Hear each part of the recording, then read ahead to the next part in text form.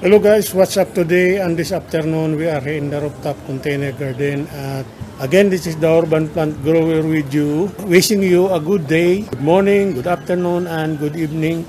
At sana ay nasa mabuti kayong kalagayan at always in good health. Po ay bibigyan ko kayo ng latest update ng aming San Fernando gabi or taro plant dito sa aming rooftop container garden. At kung mapapansin nyo po, ito po yung mga dahon ng aking itinanim na San Fernando gabi or taro plant na ang laman po nito ay ginagamit natin pangsahog sa mga sinigang o sa mga linagang pagkain na o kaya naman sa ating ginagataang gabi. So, bibigay ko po sa inyo ang latest update ng aking itinanim na San Fernando gabi or taro plant dito sa aming rooftop container garden.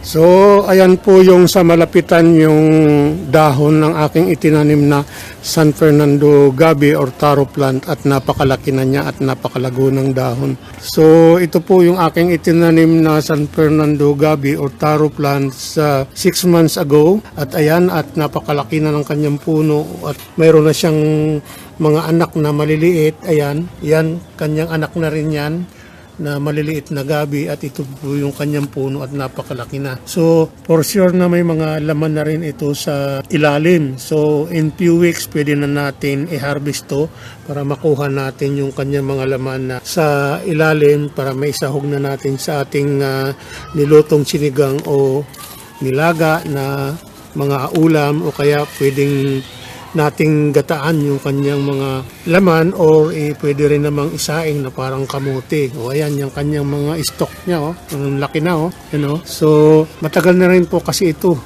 Already 6 months na yung kanyang edad kaya napakalaki na po siya at yan, lagi po naman nadidiligan kaya lumago yung kanyang puno at malaki na.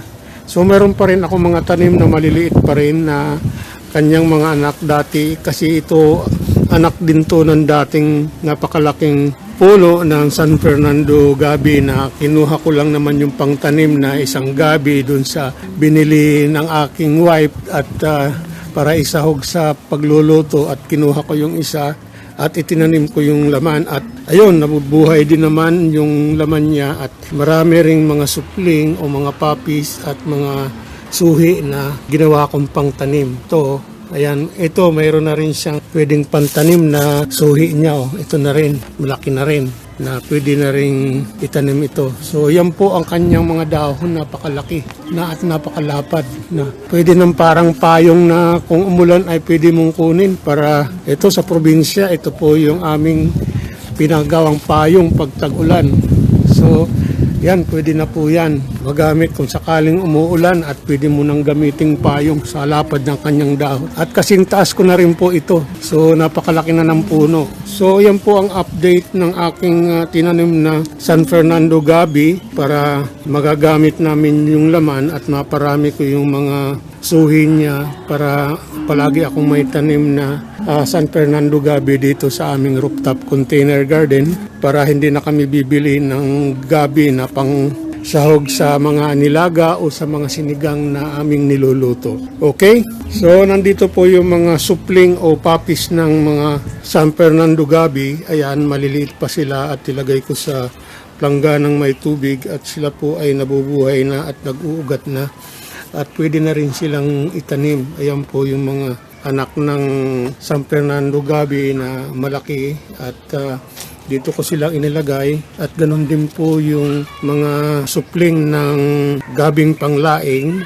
Ayan, dito ko nilagay sa plastic basin na may kunting tubig para madali siyang mag-ugat para mabuhay kaagad at pwede na silang pantanim. Yan po ay galing dun sa mga supling ng mga matatanda ng gabing panglaing at San Fernando gabi na ginagamit sa pangsahog sa ating mga ulam. So napakarami na po ng aking naipon na mga pantanim na puppies o maliliit na puno ng gabi para sa pangtanim na nanggaling doon sa malalaking puno ng gabi o ng San Fernando gabi or taro plants. Yan. Pwede na po yung ilagay sa empty sack of rice with garden soil at lalaki na rin ulit sila na mapapakinabangan natin in the later days. Okay? So guys, yan po ang aking latest update ng aming San Fernando Gabi na nakatanim dito sa aming rooftop container garden as of this date of February 2024. At guys, if you did like my video, please like, share, and subscribe and hit the bell button so that you will be notified for my future uploads in my YouTube channel. Again, this is the Urban Plant Grower with you, saying thank you very much for watching all my videos and goodbye. A good day to all.